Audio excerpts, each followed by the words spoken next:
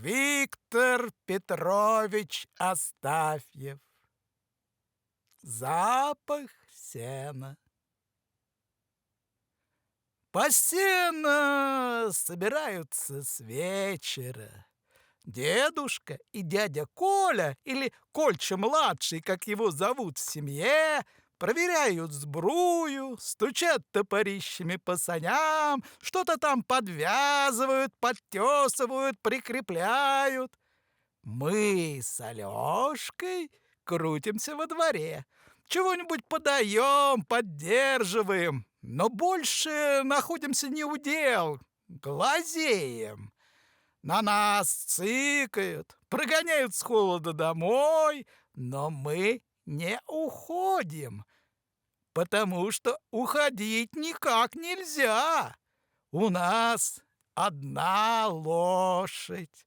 Сани подготавливают трое. Старые сани вытащили из-под навеса. К ним пристыла серая летняя пыль, скоробились сыромятные завертки, порыжели полозья. Вот эти-то сани и колотят обухом, проверяют и подлаживают. Все ясно. Еще две лошади запрягать.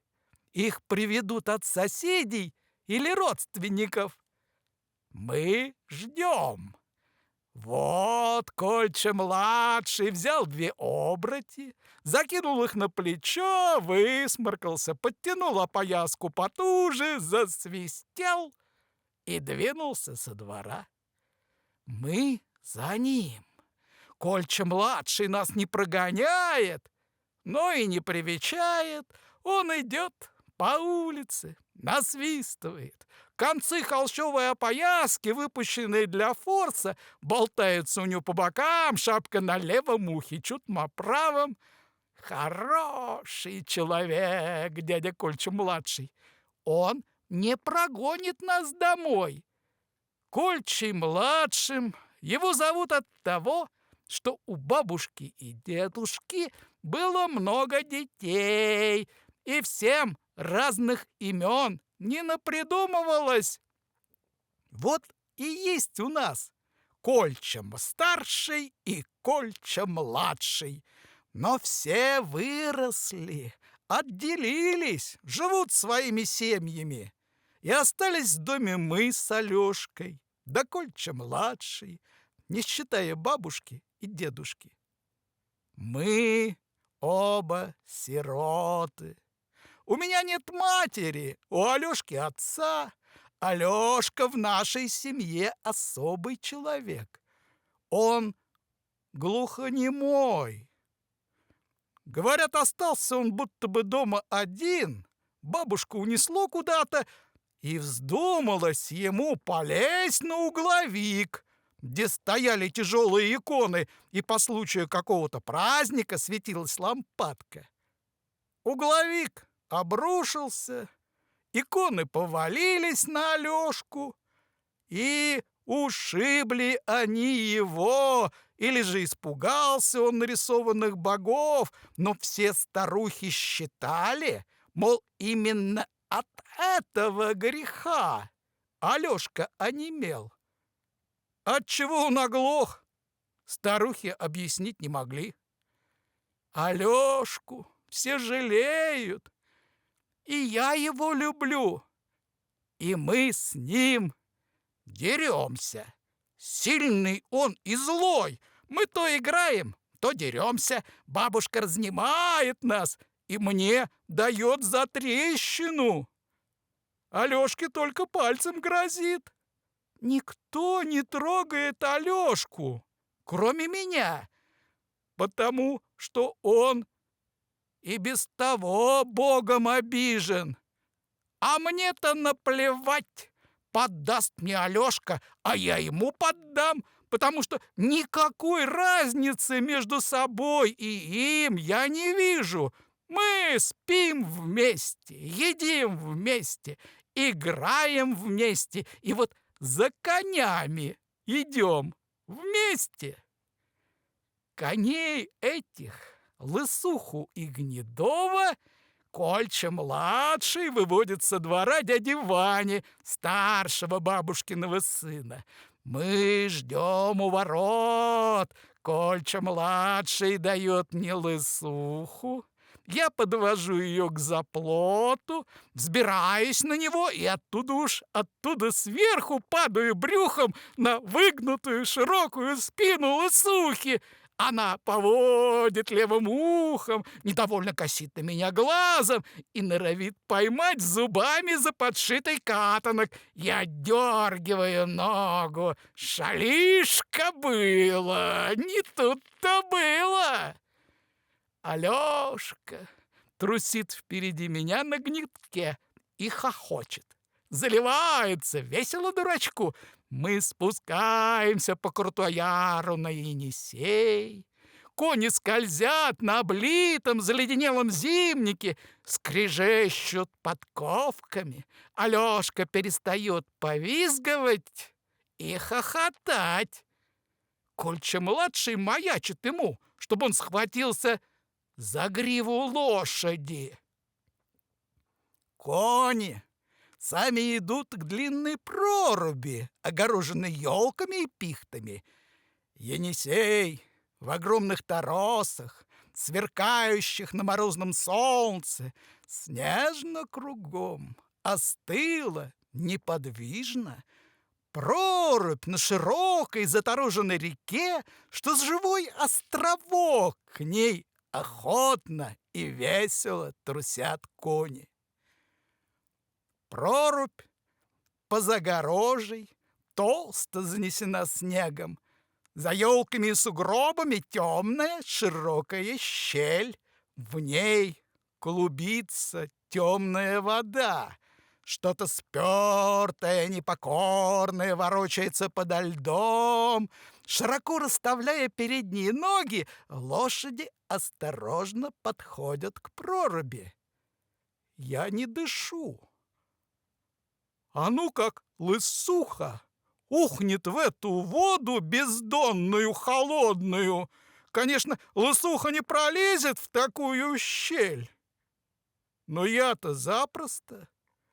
Лысуха пьет и гнетко пьет. У Алёшки испуганное лицо. Он уже, как видно, и не рад, что пошел за конями. И я не рад. Кольча-младший держит обеих лошадей за обрути, протяжно, медленно посвистывает, и под этот свист лысуха с гнетком тянут воду. Мы вот подняли головы, и кони дышат, осматриваются. На темной морде гнетка сейчас же белым светом загораются тонкие волоски, и у лысухи тоже стекленеет от мороза волос, торчит в разноторку. Постояли, подумали лошади, еще раз ткнулись мордами в прорубь и ровно бы с сожалением отвернулись от нее, стали медленно поворачиваться. Вот теперь-то наступило самое главное. Страшная прорубь осталась позади. Кольча-младший, отломав ветку от елки, хлещет позаду лысуху и гнетка. Лошади берут врысь, наш с Алёшкой закидывает, и мы с трудом удерживаемся на конях. Мы скачем, испуганно ухватившись за гривой и оброти. Потом уже горцуем смело, будто балуясь. Ребятишки катаются на салазках, останавливаются, смотрят за нами вслед. Завидно. Иные парнишки бегут следом, кричат. А мы скачем, еще до дома далеко, еще только в переулок въехали. Но я кричу, что есть могу. «Деда, открывай ворота!» Алёшка тоже что-то блажит. Дедушка распахивает ворота, машет, чтобы мы пригнулись, иначе сшибет над бровником ворот. К великому нашему удовольствию лошади на рыси вбегают во двор, и мы получаем сполна плату за все наши радости.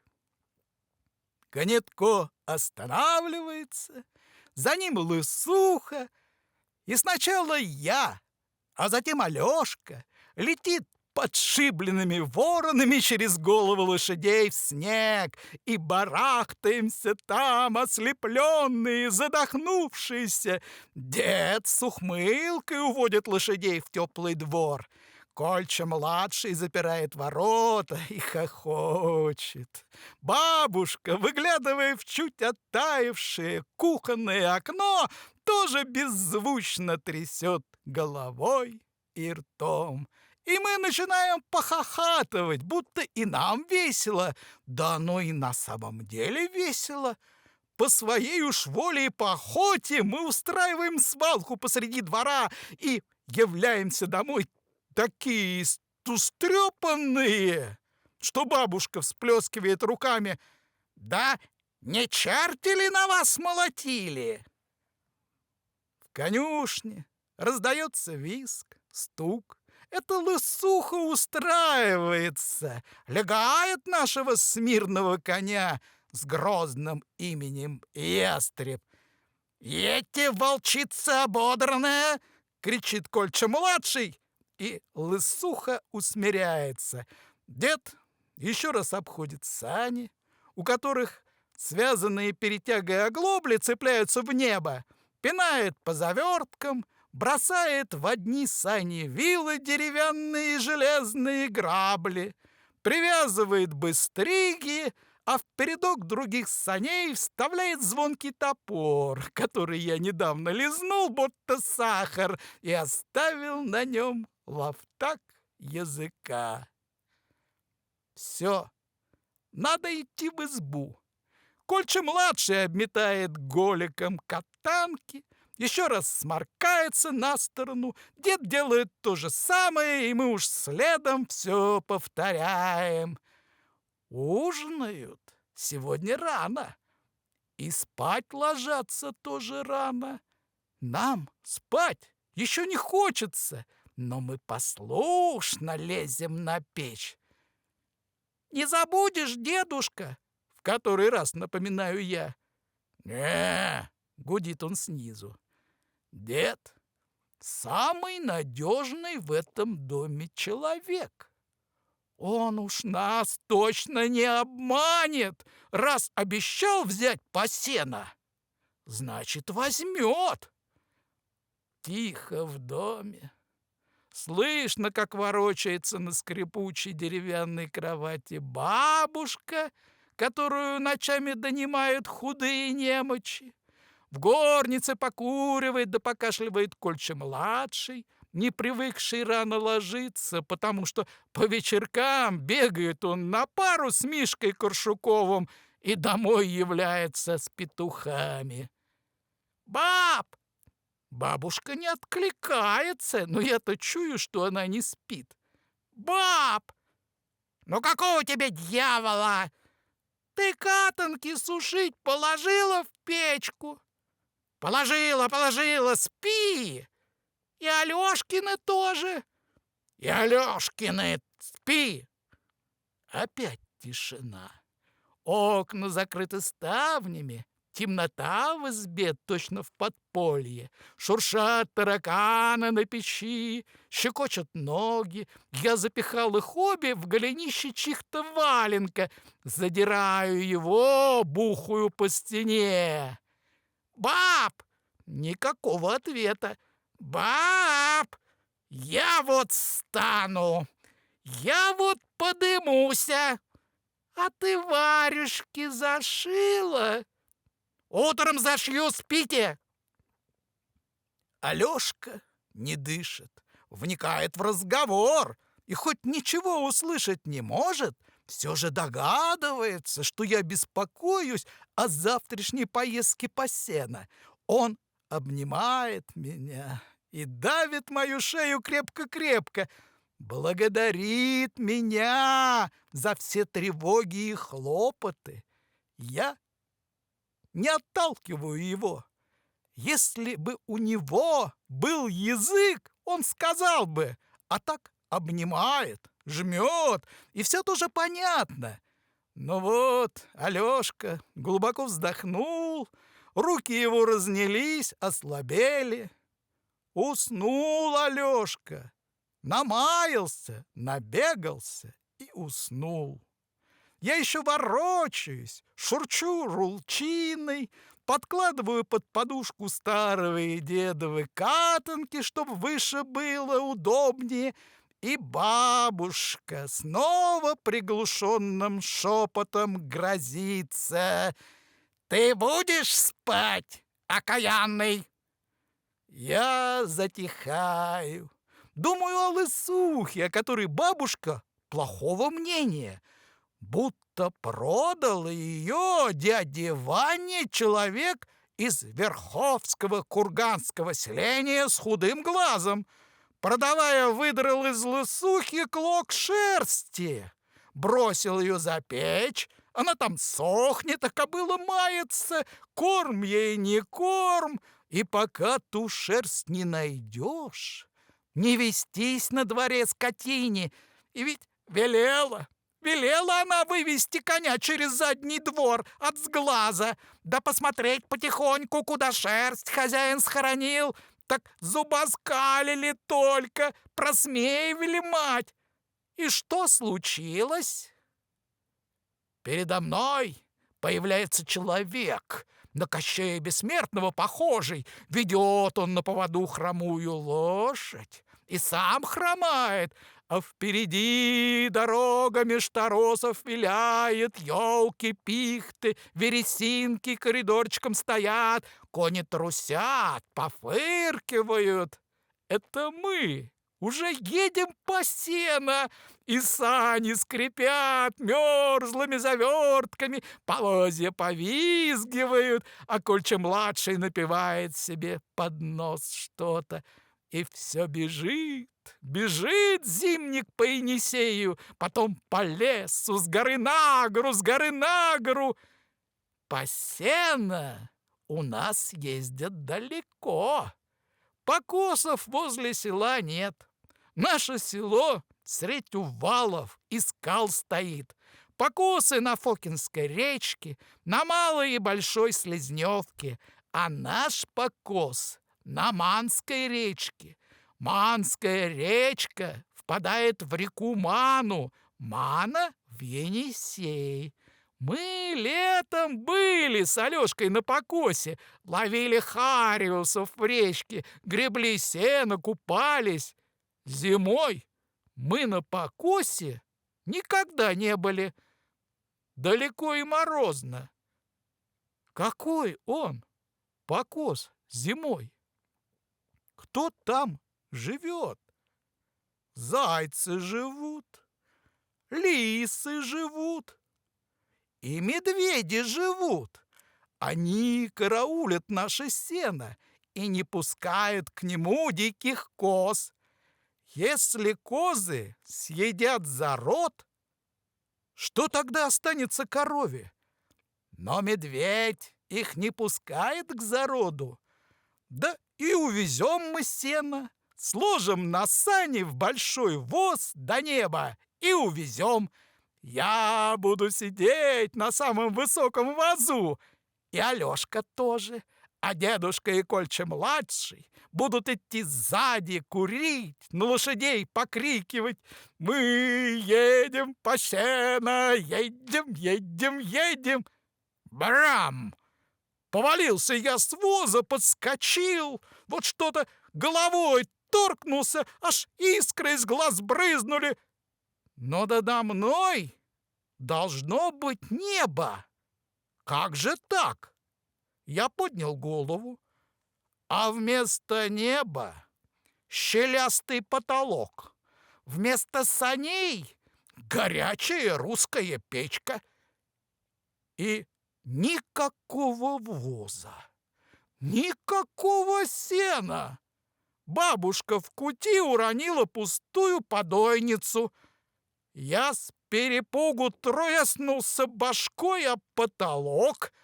Бабушка клянет кошку. Всегда у нее кошка во всем виновата. Я с печки долой. Заглянул в горницу. Кровать Кольчи-младшего закинута одеялом. Я на палате. Деда нету. Глянул на вешалки. Дох нету. И понял все. И запел. Бабушка занималась своими делами, гремела крынками, не слышала. Я поддал громче. Никакого толку. Тогда я кинулся на печку, ткнул сердито Алёшку кулаком. Он с минуту пялился на меня. «Ме-ме-ме!» — показал я ему язык и уже свистнул, мол, «Наших нету! Уехали!» И Алёшка тоже ударился в голос. Ревел он протяжно, басовито: «Бу-бу-бу!» «Я вот вам пару!» Наконец не выдержала бабушка. «Ишь, чего удумали по сено ехать? Соплик полозьем приморозить, и кто отдирать будет?» «А зачем тогда сулили?»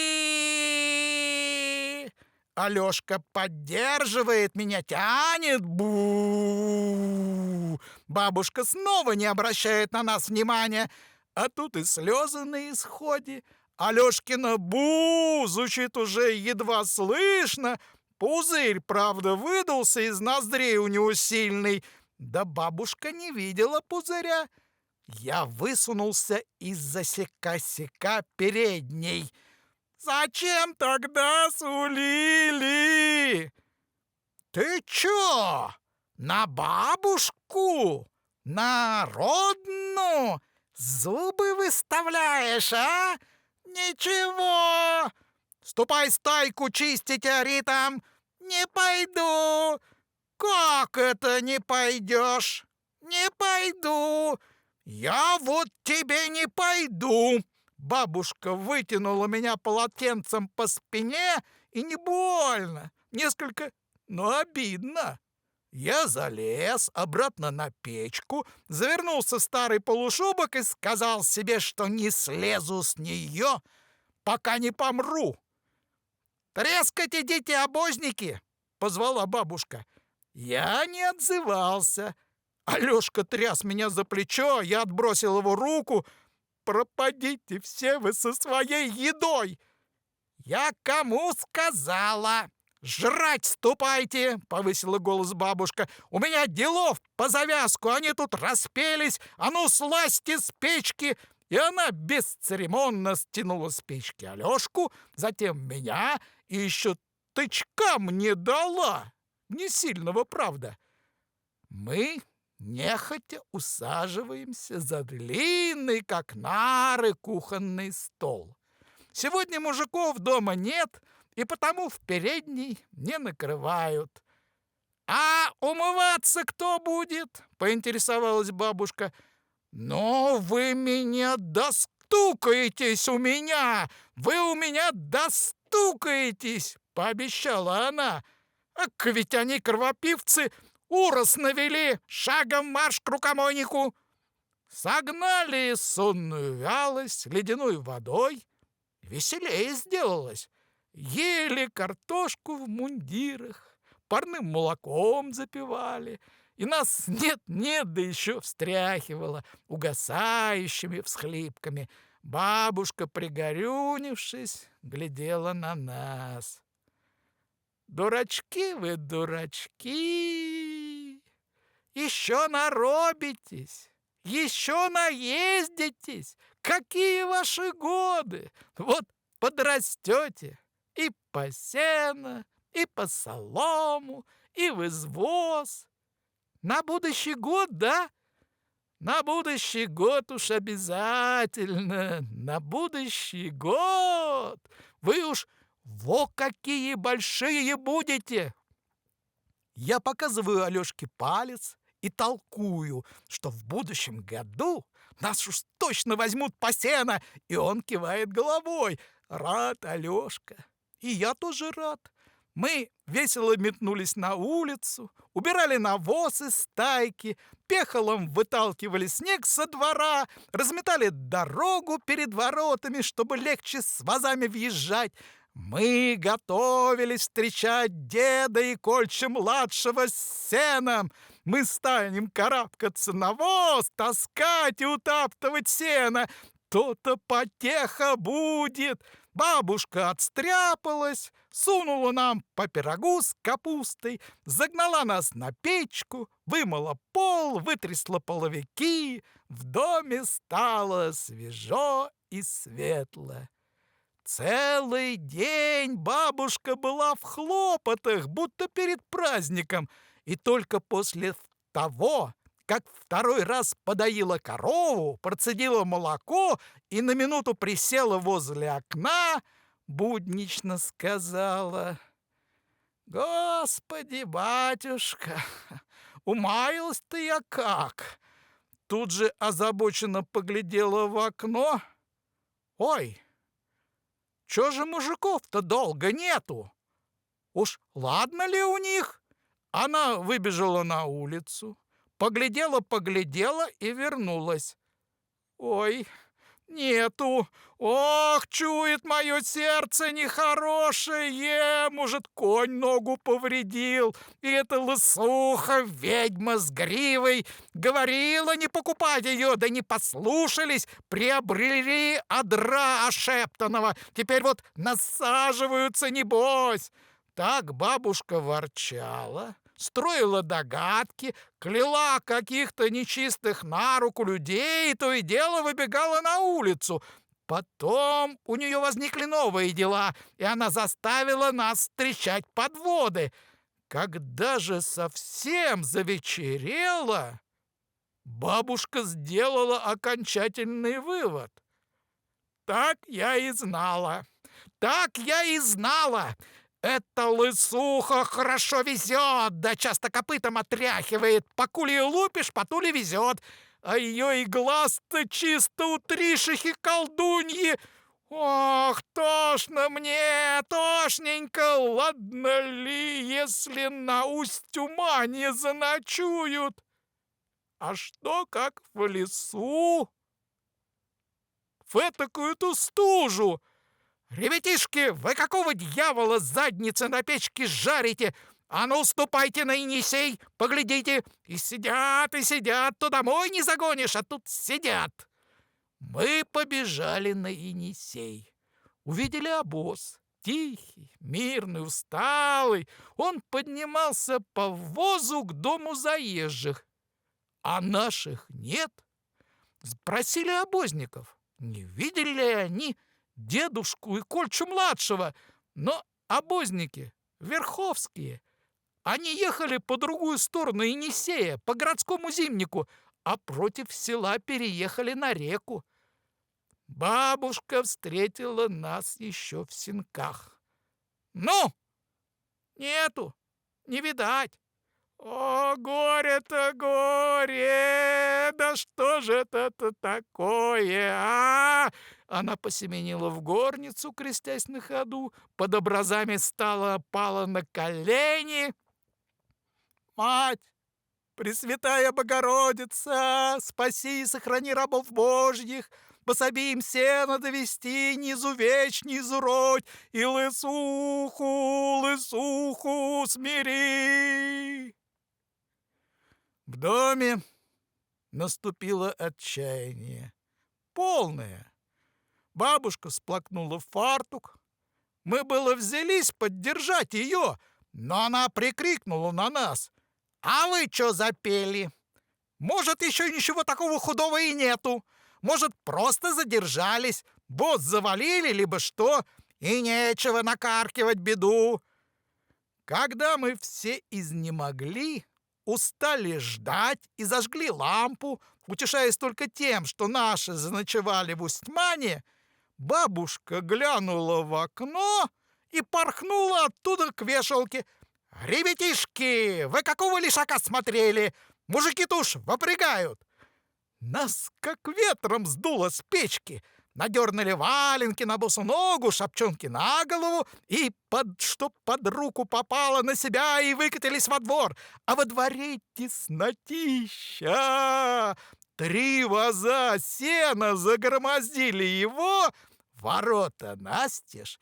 Я сходу к дедушке ткнулся носом в его холодную, мохнатую собачью доху с одной стороны, а Лёшка с другой. Бабушка ворота запирала и, как ни в чем не бывало, спрашивая: «Чё долго-то?» «Дорога в заметах. В Манской речке версты 2 целик протаптывали», — ответил Кольча-младший тоже буднично. Он выпрягал лысуху и покрикивал на нее. Дедушка молча потрепал нас по шапке и отстранил. «Деда! А деда? Сено сегодня будем метать или завтра?» «Сегодня, сегодня!» — ответил за него Кольча-младший. И мы от восторга завизжали и скорее унесли под навес дуги сбрую. Мы лезли везде и всюду. На нас ворчали мужики и даже легонько хлопали связанными вожжами. Кольча-младший вилами один раз замахнулся, но мы не боимся вил. Это острое орудие. Ею ребят не бьют, ей только замахиваются. И мы дурели, не слушались, карабкались на вазы, скатывались кубарем в снег. «Вы дождетесь, — обещала то бабушка, то Кольча-младший. Дед помалкивал. Коней закинули попонами и увели в конюшню. Оглобли саней связали, сыромятные завертки, растянутые вазами, отходили, потрескивали. На санях белый лесной снег. Все видно хорошо, потому что в небе студеная, оцепенела луна, множество ярких звезд, снег повсюду мигал искрами. Пришли дядя Иван и его сыновья, сводные братья нам, Ваня и Миша, да еще тетка Апроня. И началась шумная работа. Отвязали бастрик на первом вазу. Он спружинил, подскочил и уцепился в луну, будто пушка. Воз темным потоком хлынул на снег и занял половину двора. Второй воз свален, третий свален. Сено! Гора! Откуда-то взялась корова. Ест напропалую, отгонит с одного места, она с другого хватает. У нее тоже праздник. Собака забралась на сено, ее вилами огрели. Нельзя собаке на сене лежать. Корова сено есть не станет. Собака горестно взлаяла и убралась под навес. И мы уже насеновали, и бабушка с нами. Нам дали самую главную работу — утаптывать сено. Мы топтали, падали, барахтались, мужики бросали огромные навильники в темный сеновал и ровно бы ненароком заваливали нас. Глухо, душно станет, когда ухнет на тебя навильник. Рванешься, словно из воды наверх, и поплывешь. Но еще не успеешь отплевываться от сенного крошева, забившего рот. Снова ух на тебя шумный навильник. Держись, ребята, не тони. Ребятишки, вы живы там? Живы? Упрели, небось? Не! Но я уже весь мокрый, и Алешка мокрый. Мы топчем сено, плаваем в нем, барахтаемся и дуреем от густого уремного запаха. Перекур. В изнеможении упали на сено, провалились в нем по маковку. Мужики курят во дворе, тихо говорят о чем-то. Бабушка стряхивает платок. «Баб!» — окликнул я ее. «Ты можешь траву узнать или цветок?» «Бабушка у нас многие травы и цветки целебные знает. Собирает их на зиму. И знает их не только по названиям. но и по запахам, и по цвету, и какую траву, от какой болезни пользуют. Доктора у нас на селе нету, так ходят к бабушке лечиться от живота, от простуды, от сердца. Вот только самой ей некогда болезни свои лечить. «Но где же я в потемках-то?» — ответила бабушка, но таким тоном, что нам совершенно ясно, что она малый кураж напускает. Пошарив подле себя рукой, бабушка подозвала нас и показала при лунном свете, падающем в проем дверей. Вот это осока! Легко отличается, жестка, шипом, почти не теряет цвету. По Манской речке ее много. А вот это, отделяет она от горсти несколько былинок, метличка. Но ее тоже хорошо знает, метелочки на концах.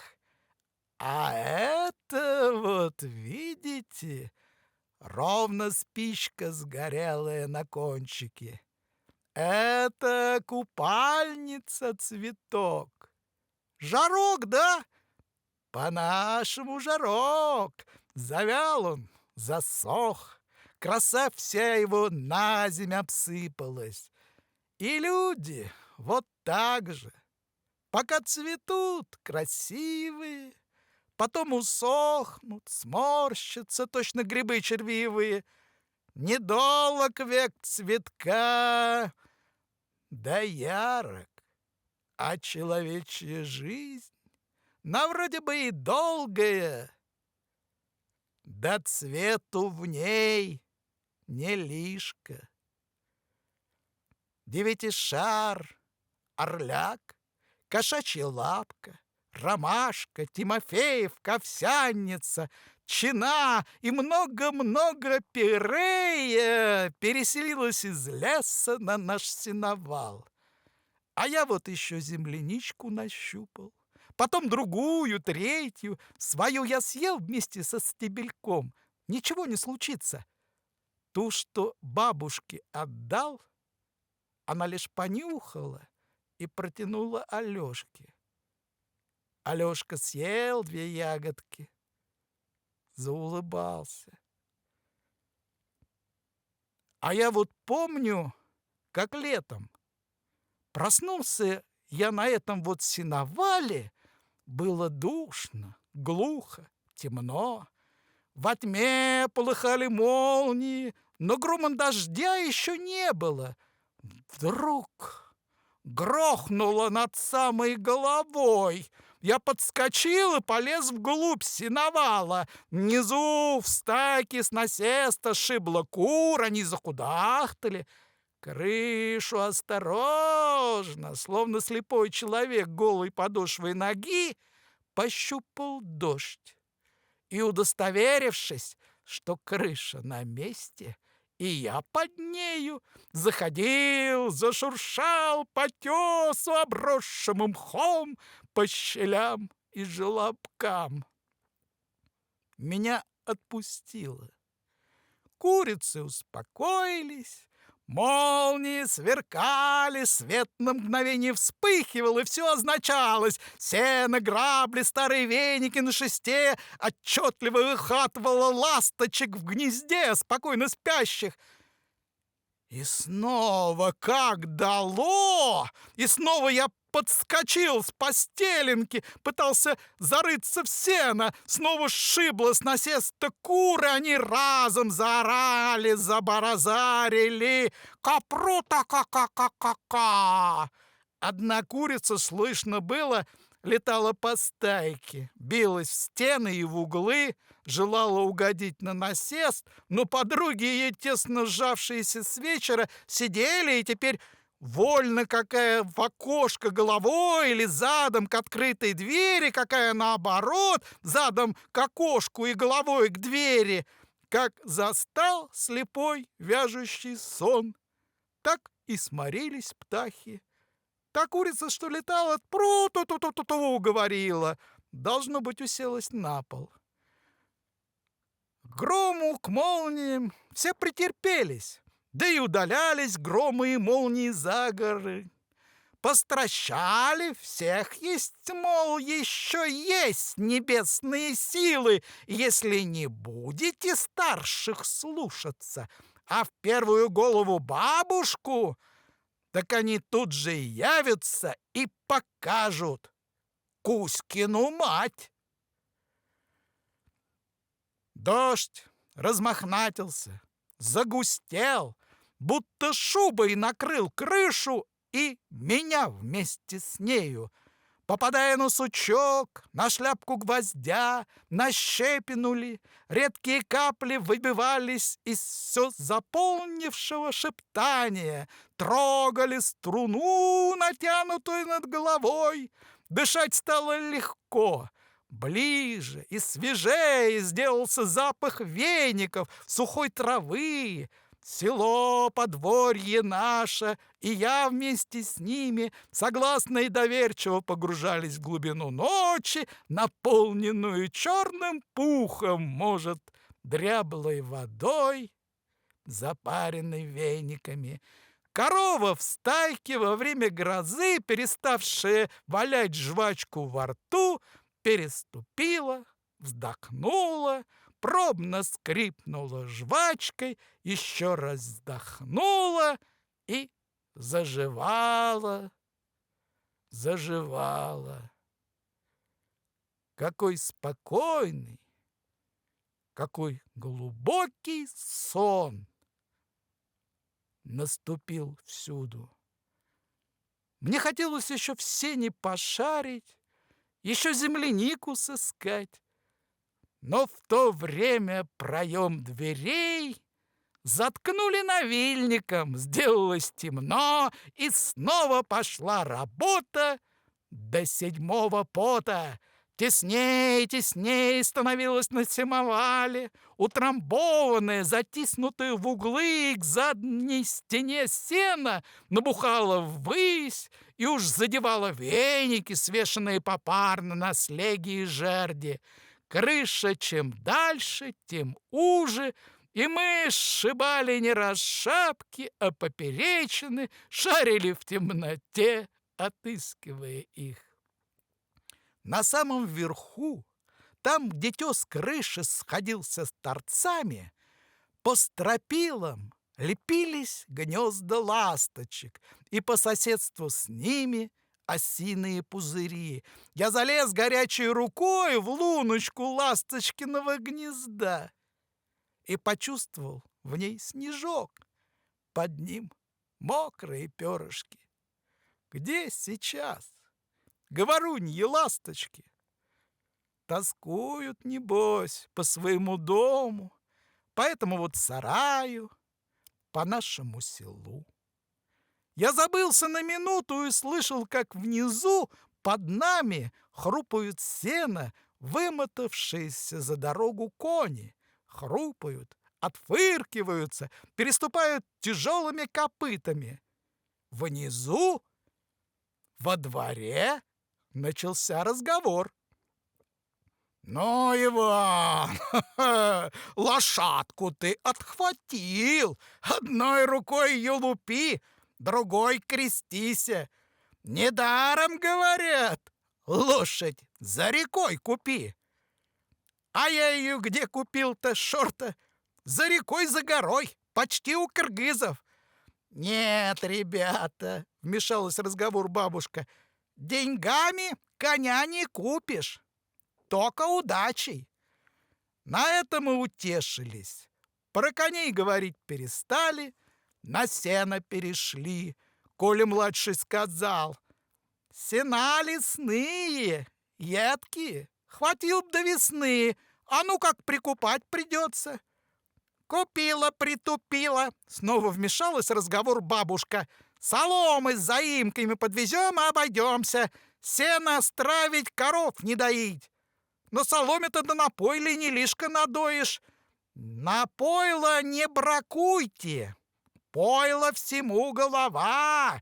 Только руками его ладить надо теплые, чтоб с отрубями. Если ополосками поить, тогда, конечно». Завязался разговор, значит, работе конец. Да и полон сеновал. Мы у самой створки топчемся, под ноги нам швыряют клоки сена, из которых торчат вилы, подскребывают саней. И хорошо это, славно, а то уж дух вон из нас с Алёшкой.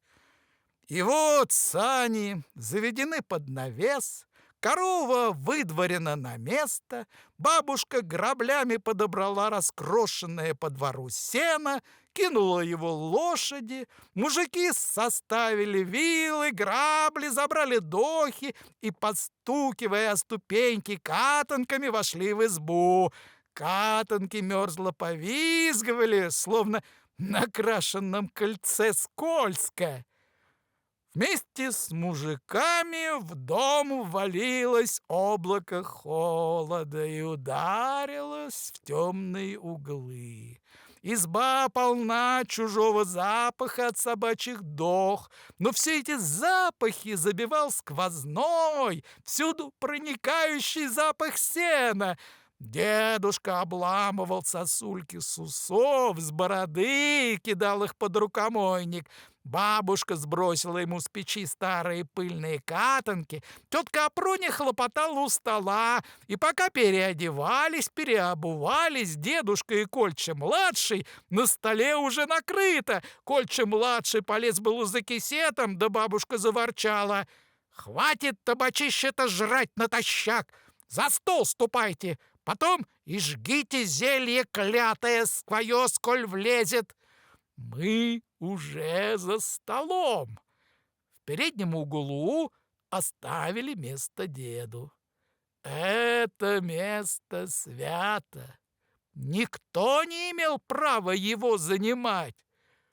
Кольча-младший глянул на нас, рассмеялся. «Видали, рабочнички-то уже начеку!» Все со смехом ухаживались, гремели табуретками и скамьями. Исчез только дед. Он возился на кухне, и с нетерпением наше возрастало с каждой минутой.